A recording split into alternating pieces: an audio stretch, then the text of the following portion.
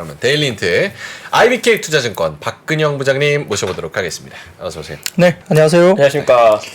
뭐 오늘은 한 30분 정도 노래나 하다가 집에 갔으면 좋겠습니다.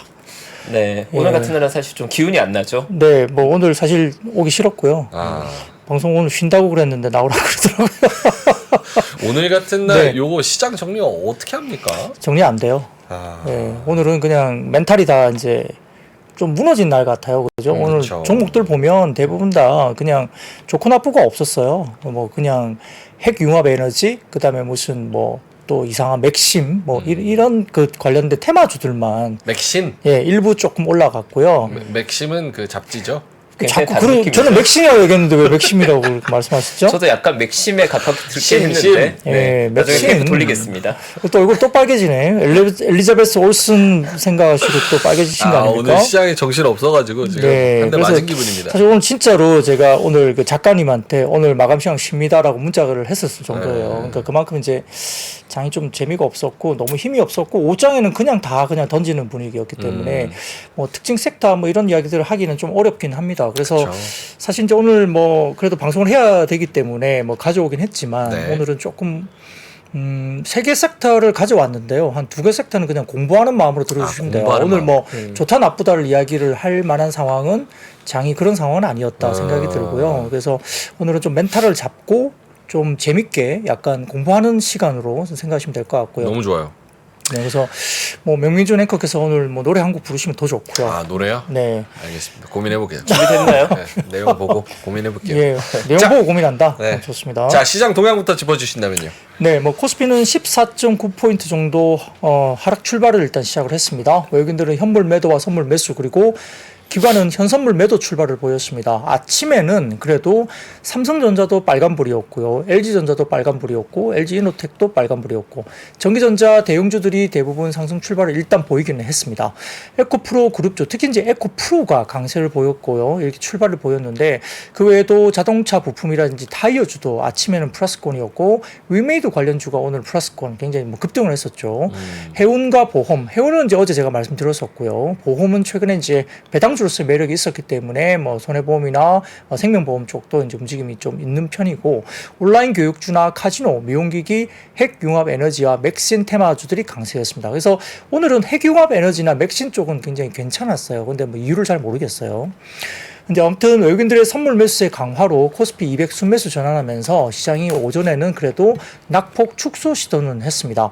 개장 직후 9월 1일부터 20일까지 수출입 동향 발표가 됐는데요. 수출은 9.8% 증가세를 보였고 무역 적자는 5억 달러 정도 수준이었습니다. 근데 조업 일수를 고려한다면 일평균 수출이 7.9% 감소한 수치였기 때문에 수치상으로는 그렇게 좋은 건 아니었습니다.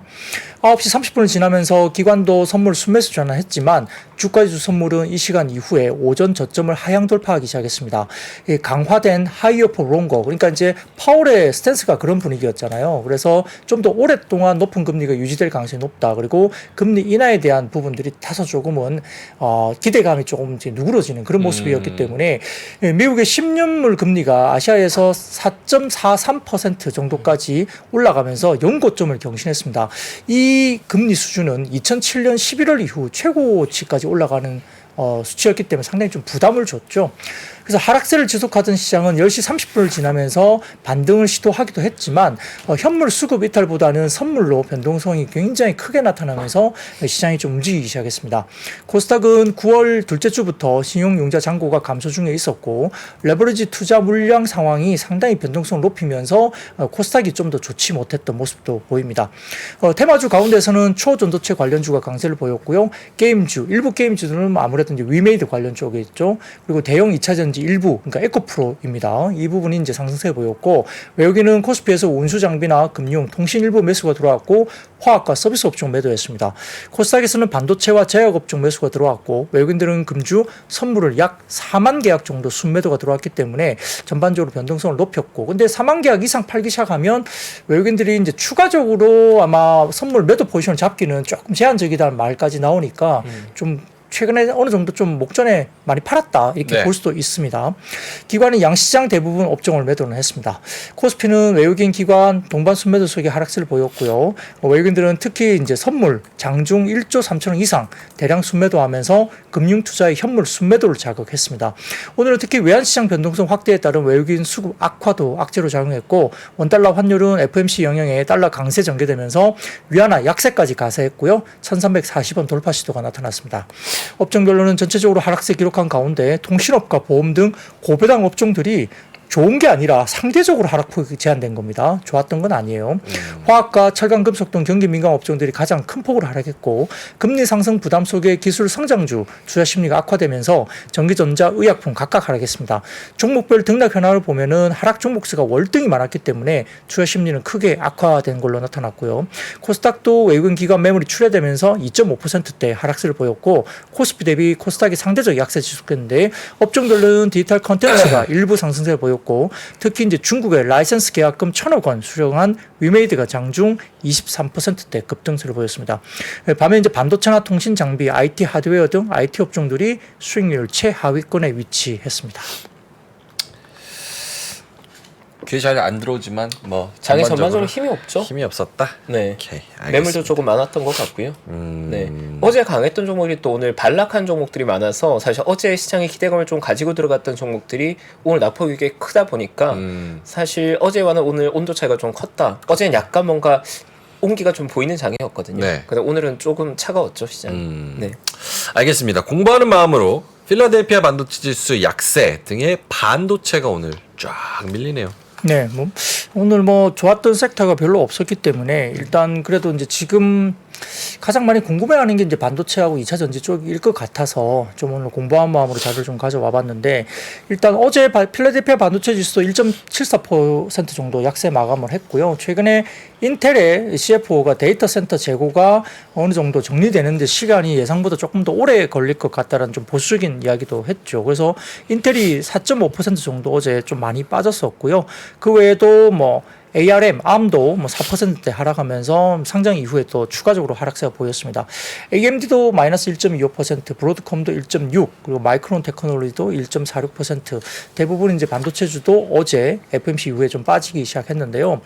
이제 오늘 재밌는 리포트 중에 하나가 조금 저희가 한번 고려를 해볼 만한 리포트가 하나 나왔는데, 네.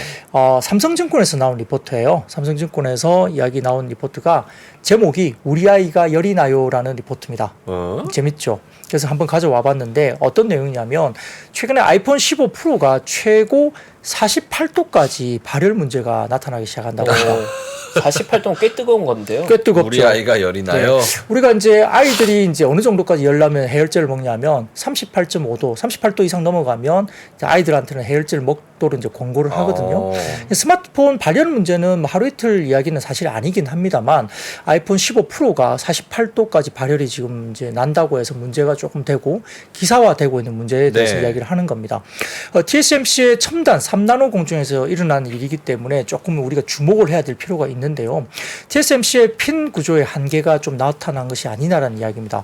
삼성전자는 3나노부터 우리가 잘 알고 있는 게이트 올 어라운드 구조로 기존의 핀팻 대신 새로운 시도를 하고 있습니다. 핀팻은 우리가 알고 있는 TSMC의 방법이죠. 그래서 TSMC도 2나노부터는 게이트 올 어라운드를 도입할 예정인데 이 게이트 올 어라운드 기술은 삼성전자가 먼저 도입했다 뭐 이런 이야기가 이제 나올 수밖에 없는 건데요. 네. 그게 중요하냐? 이건 아니죠. 근데 왜 그게 우리가 이제 주목을 해야 되는지 이야기를 제가 드리겠습니다. 사실 좀 띄워주시면 네. 트랜지스터 구조 비교도인데 이제 핀팻 구조가 이제 왼쪽에서 두 번째 구조가 핀팻, 그러니까 우리가 알고 있는 TSMC가 하는 거고요. 게이트 올 어라운드 관련해서는 세 번째 구조이죠. 그래서 이렇게 약간 구조상의 차이가 있습니다. TSMC 같은 경우는 애플이라는 거대 고객이 이제 3나노를 사용하고 삼성전자는 아직까지 파운드리가 별다르게 큰 고객을 확보하지 못했기 때문에 말하자면 TSMC는 게이트 올 어라운드를 못해서 못한 게 아니라 네. 결국은 고객이 원하는 대로 기존의 핀팻 구조를 하는 거고 삼성전자는 고객은 없지만 상대적으로 위험이 큰 새로운 시도를 하면서 TSMC를 좀 따라잡기 위한 새로운 시도를 한 겁니다. 하지만 이제 또 오늘의 보도 아까 말씀드렸던 우리 아이가 열이 나기 시작하면 핀팻으로 구현한 TSMC의 3나노의 발열이 만약에 문제라면 상황은 좀 달라질 수 있다는 이야기입니다. 그래서 고객 입장에서는 이제 무조건 TSMC가 아니라 조금 소싱을 좀 멀티로 다른 쪽을 좀 봐야 되지 않을까라는 고민을 하게 되는 환경에 놓인다는 거죠. 그래서 파운드리 후발주자인 삼성전자에게는 의미 있는 소식이 될 수 있다는 겁니다. 발열의 의미가 뭐냐? 결국은 이제 원래 트랜지스터는 게이트를 중심으로 전류가 소스에서 드레인으로 흘러가면서 이를 제어하는 건데 전압으로 동작하는 게이트의 제어에 따라 전류가 제대로 흘러가는지가 이제 1과 0의 구분이 되는 거잖아요, 반도체는. 근데 문제는 4나노 이후로부터 회로 간격이 극도로 줄어듭니다. 미세화 네. 공정이 들어가기 때문에. 그런데 전류의 누설로 인해서 제어가 어려워지고요. 그래서 구조적 변화가 필요한 거죠. 그래서 채널을 수직으로 세워서 게이트와 채널 3면이 접촉해 있는 핀팩과 달리 게이트 올 어라운드는 채널이 게이트를 파고들면서 게이트가 채널 4개 면을 4면을 모두 감싸는 어떤 방식이거든요. 그래서 삼성의 시도가 무모하지 않았다는 것을 우리가 의도할 수 있다 볼 수 있습니다. 그래도 아직은 TSMC가 수율이라면 뭐 TSMC의 수율이 높은 거 아닌가요? 라고 말을 할 수 있는데 이제는 좀 아니라고 볼 수 있는 거죠. 왜냐하면 TSMC의 강점은 전압과 누설 전류 이런 기술적인 문제보다는 더욱 중요한 수율 관리가 사실은 아직까지는 넘사벽이었잖아요. 근데 이번 3나노도 70에서 75% 수율로 알려져 있는데 문제는 삼성의 수율도 많이 좋아지고 있다는 겁니다. 게이트 오로라는 부분에서. 그래서 5나노에서 엔비디아에게 낮은 수율로 문제가 생길 때만 해도 초기 수율이 20% 수준으로 낮아서 고객의 제품 출시에 문제가 발생하곤 했는데 물론 이제 시간이 지나면서 4나노는 60에서 70% 수준까지 수율이 상승했습니다. 삼성전자는 3나노에서 수율에서 이전보다 많이 개선됐다는 평가를 받기 시작했고 현재 2세대 진행 중인 3나노는 70% 수준 정도까지의 수율로 알려져 있다고 삼성증권은 이야기합니다.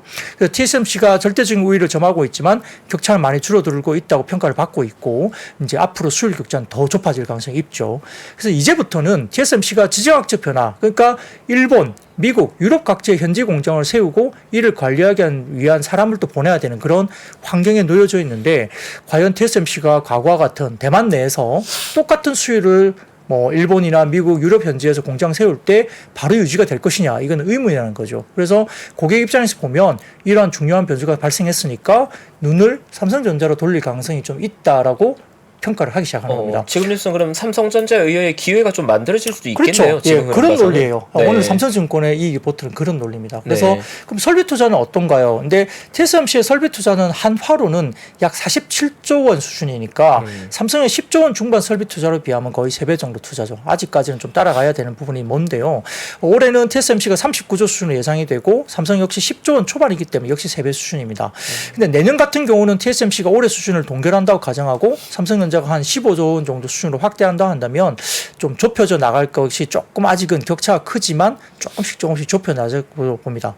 근데 문제는 지금 우리가 이야기하고 있는 HBM이잖아요. 네. HBM과 메모리도 열과 전력 문제가 있는 거죠. 왜 뜬금없이 갑자기 메모리 HBM이냐 하실 수 있겠지만은 HBM도 사실 열과 관련된 문제가 클 수밖에 없습니다. 왜냐하면 빠른 정보를 여러 가지 많은 정보를 빠른 시간에 연산하는 GPU를 지원하려면 빠른 속도가 필요한데 HBM이 이제 기존의 D램의 8개에서 1024개로 그러니까 IO가 증가한 배경이 여기에 있다고 합니다. 그래서 HBM 제조에서도 열은 중요한 단어가 될 수밖에 없고 반도체 막질은 열에 아주 취약한데 3D 낸드에서도 메모리 셀을 적층하고 고열 공정인 메탈을 위해서 형성하면 아래에 위치한 셀이 영향을 받는 현상이 바로 벌어진다고 합니다. 그래서 이 부분에 대해서는 결국은 하이닉스의 HBM3가 엔비디아의 주목을 받고 시장의 호평을 받는 것도 결국은 우리가 계속 말씀드렸던 뭐냐면은 접착 필름을 이용한 NCF 방식이 아닌 MR-MUF 머프 방식으로 바뀐다는 거죠. 이렇게 되니까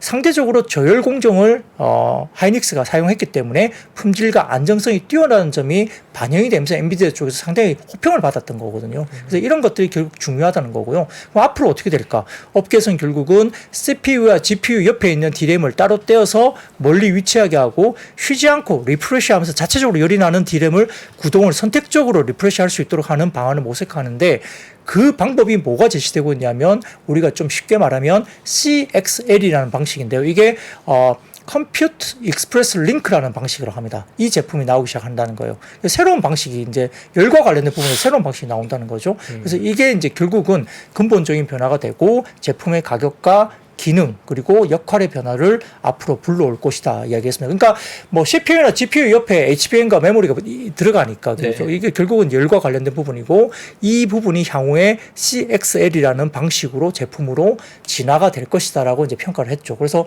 뭐 제가 기술적으로 뭐 이게 어떤 기술이라고 말하기는 조금 아직은 힘들지만 아무튼 이런 발열과 같은 여러 가지 문제가 나오고 그것이 결국 HBM도 연관이 되고 모든 게 열과 관련된 부분에서 기술적인 변화가 있을 때 TSMC만의 독점적인 구조 그리고 앞으로 계속 이런 TSMC가 아주 독보적으로 지나간다 이렇게 보기에는 삼성전자에 뭔가 기회가 오는 것이 아니냐 이런 이야기를 하는 겁니다. 그래서 제가 오늘 이 말씀드린 것은 뭐 반도체가 오늘 뭐 어땠고 오늘 그래서 뭐 삼성전자가 얼마나 올랐고요 뭐 장비주들이 얼마나 빠졌고 이 말씀보다는 오늘 같은 날은 이러한 어떤 기술적인 변화를 우리가 조금 고민해보자 하는 입장에서 플로우적인 측면. 네, 좀 공부하는 입장에서 제가 뭐 오늘 어떤 종목이 몇 퍼센트 올랐고 몇 퍼센트 빠졌고 이야기하는 것보다 이게 조금 중요한 이슈인 것 같아서 한번 가져와 봤고요.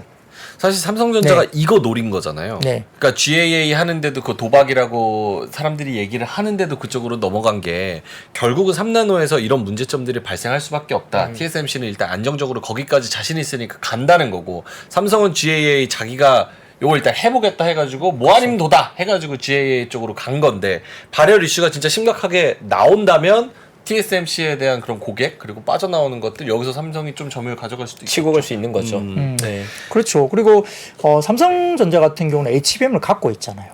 그 엔비디아는 HBM을 안 갖고 있고 갖고 와서 이렇게 COW 그러니까 칩온 웨이퍼를 하고 TSMC 인하우스에서 하고 그다음 WOS 그러니까 웨이퍼 온 서브스트레이트는 딴 데로 줘야 되거든요. 그래서 후공정 땅이 좋아지는 건데 삼성전자는 턴키로 할 수 있죠. HBM을 갖고 있고. 네. 처음부터 끝까지. 네, 그렇기 때문에 어느 정도 뭐 어쨌든 HBM의 시장이 열리면서 삼성전자는 좀 기회가 될 수 있다. 이런 부분에서는 오늘 뭐 장 많이 빠졌지만 삼성전자 하락폭은 그렇게 크지 않았어요. 그래서 네. 체감적으로 사람들의 그런 수익률, 손실률이 더 컸던 것 같아요. 이제 문제는 이제 이렇게 말씀드리면 그러면 이제 내일 삼성전자 올라?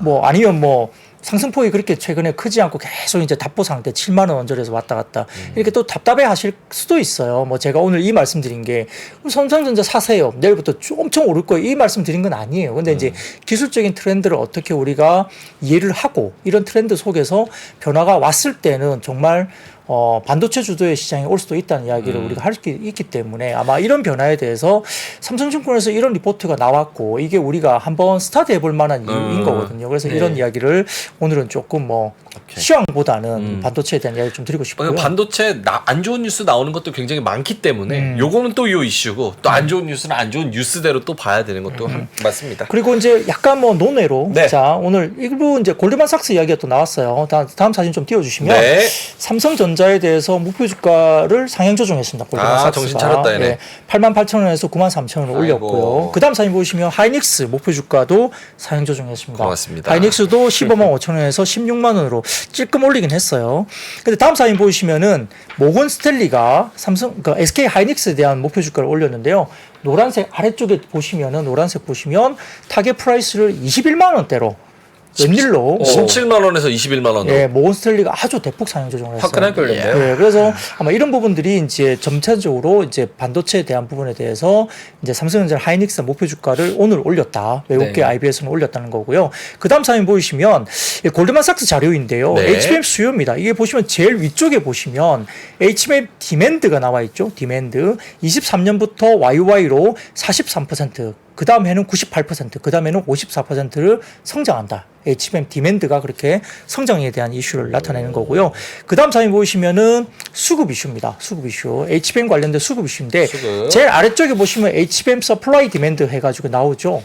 이거 보면 서플라이 쪽 공급 쪽 관련해서는 마이너스 3.2%, 그리고 24년도에는 마이너스 1%, 25년도부터 조금 이제 수요가 천천히 개선되는 부분이 보입니다. 그래서 24년 내년까지는 HBM 수급이 초과 수요 상태가 유지되면서 계속 타이트하다. 이 이야기를 이제 나름대로 분석해서 표로 나타낸 거고요. 이게 이제 골드만삭스에서 나온 자료를 가져와 봤고요.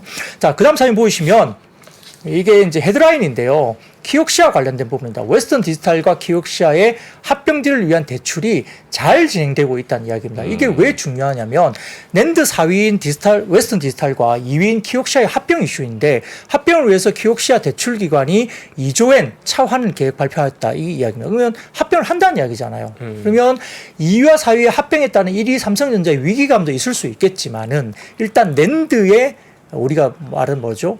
이 구조조정이 된다는 거예요. 네. 그렇게 되면은 낸드의 수급과 가격에 긍정적인 영향을 미친다고 볼 수 있고 이거에 대해서 KB증권에서도 같은 이야기를 하는 거예요. 그래서 다가오는 반등의 시그널이라는 제목으로 오늘 KB증권이 리포트를 냈는데 키옥시아와 웨스턴 디지털 합병에 따른 중복 투자 완화에 따른 신규 공급 축소 전망이 되고 삼성전자와 하이닉스의 3분기부터 낸드 감산 규모가 2분기 대비 10에서 15% 확대되면 수급 개선이 될 것이고요. 그러면 공급 과잉이 완화가 되면서 낸드 가격은 내년에 올해 대비 19%나 낸드 가격이 올라갈 것이다.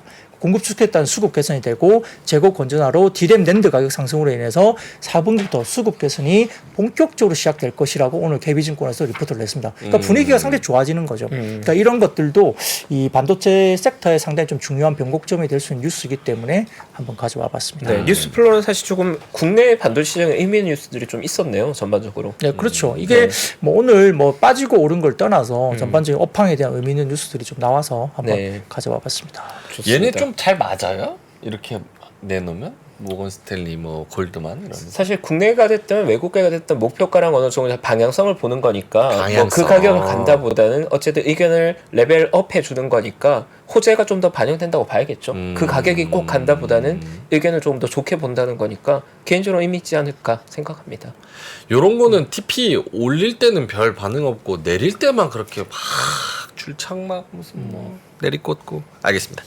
자, 그러면 요 얘기. 영국이 전기차 전환을 좀 연기할 수 있다. 와, 전기차 업체 관련주 하락입니다. 왜 그럴까요? 왜 힘든 영국이 거죠. 갑자기 전기차 전환 일정을 연기를 했을까요? 힘든 거죠, 현실적으로. 왜 힘들어요? 뭐 여러 가지 이슈들이 있겠지만 전 잘 모르죠.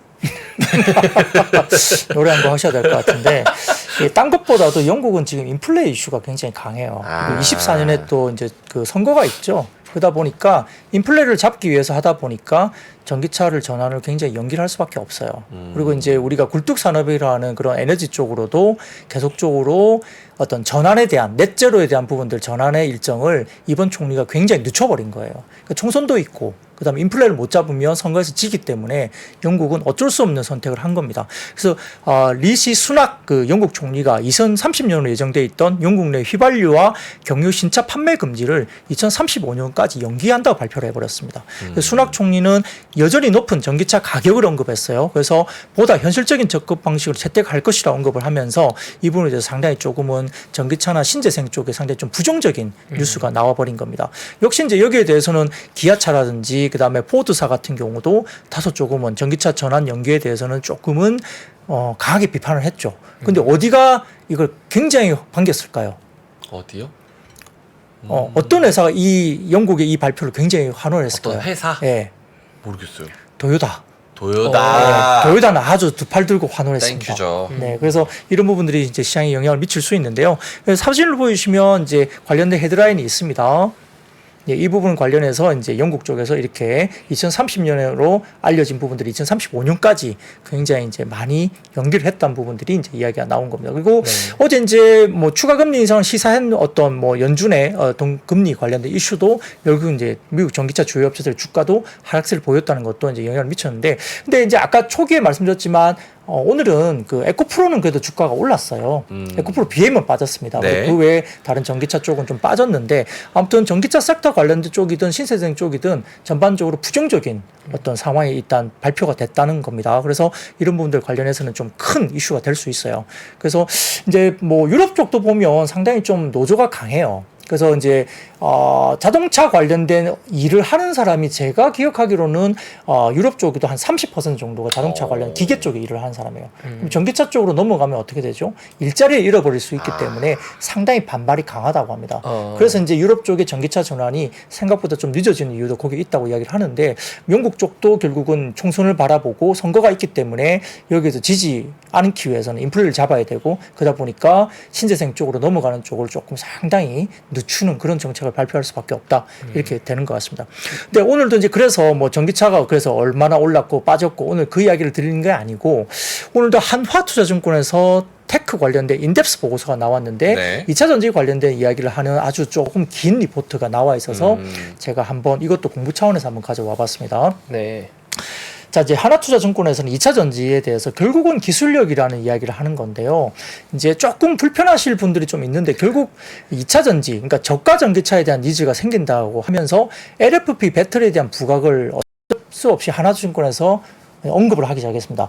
하나증권은 지금 최근 들어서 전통적으로 2차 전지에 대해서 굉장히 긍정적인 뷰를 냈던 증권사예요. 상대적으로 미래에셋증권과 마찬가지로 좀 긍정적인 편향의 증권 리포트를 냈던 하나증권인데, 그럼에도 불구하고 오늘 테크 관련된 인덱스 보고서를 내면서 LFP 배터리에 대한 부각을 이제 언급하기 시작했습니다.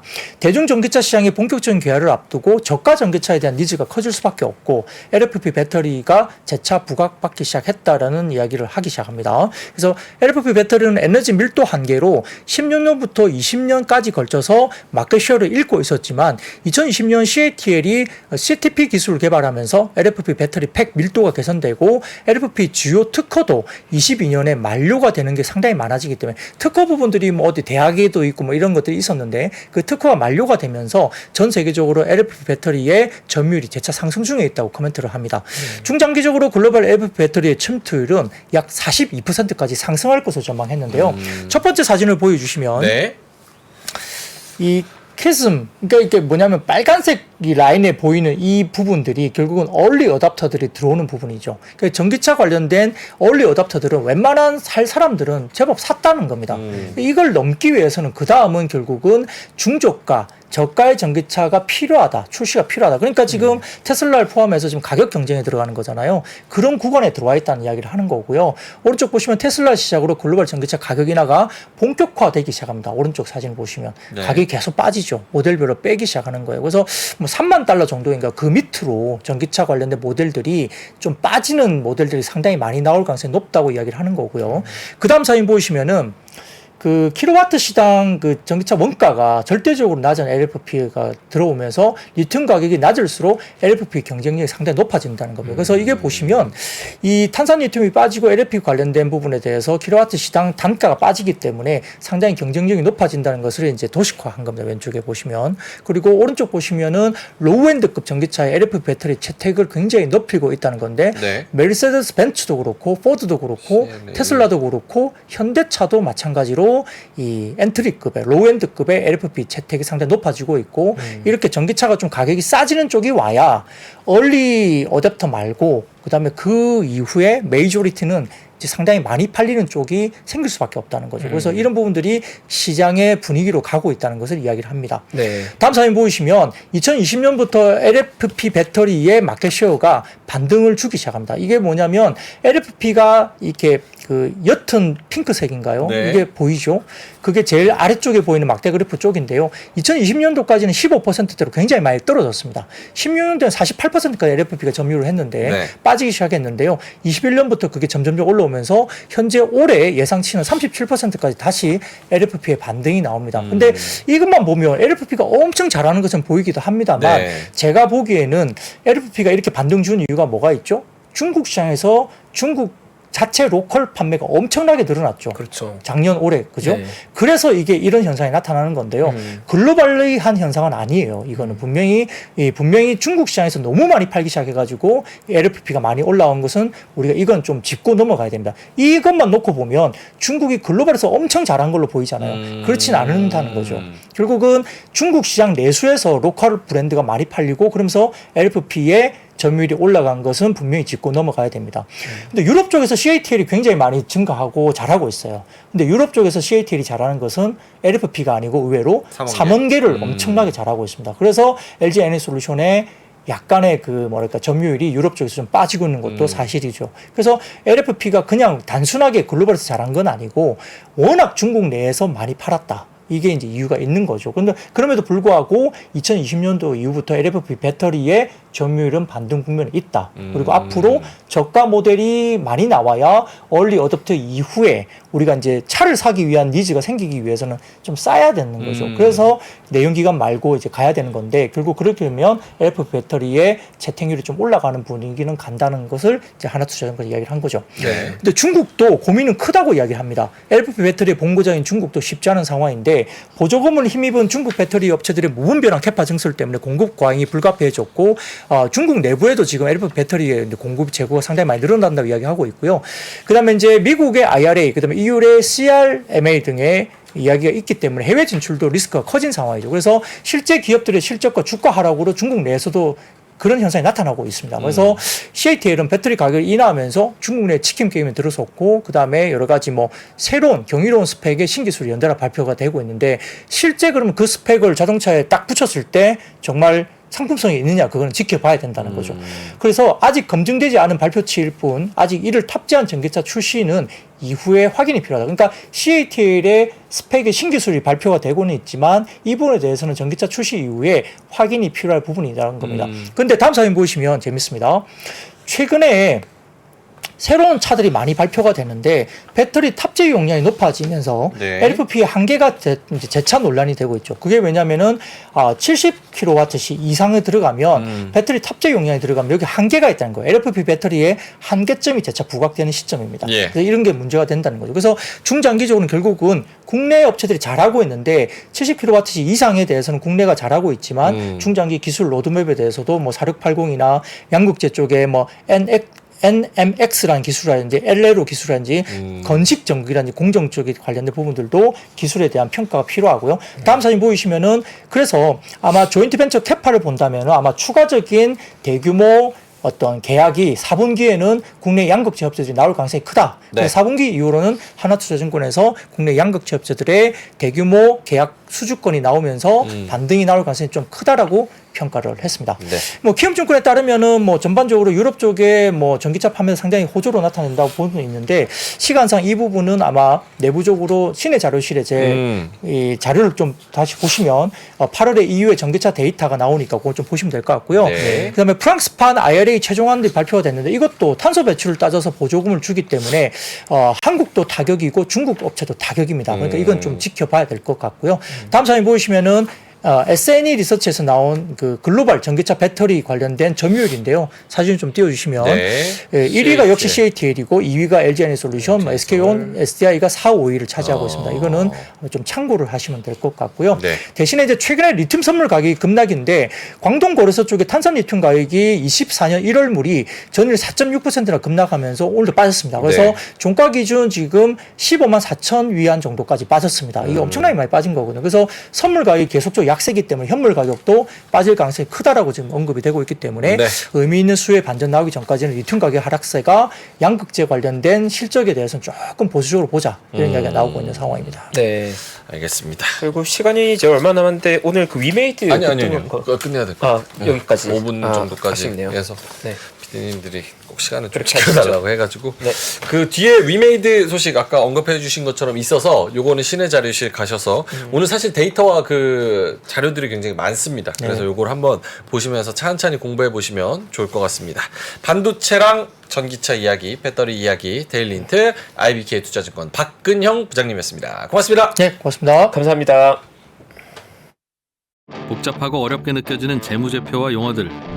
친절한 투자 멘토 사경인 마스터가 매주 새로운 콘텐츠로 알기 쉽게 설명해드립니다. 재무제표 분석과 포트폴리오 구성, 뭐 양대 재무제표라고 그러면 대차대조표랑 손익계산서가 있거든요. 매수 매도 방법, 이때 사는 게 좋겠네. 이렇게 사면 좋겠다. 근데 이렇게 살려면 뭘 해야 되냐면요. 나머지 3분의 1은 놔둬봅니다. 어디까지 가는지. 실전 투자 팁까지 알려드립니다.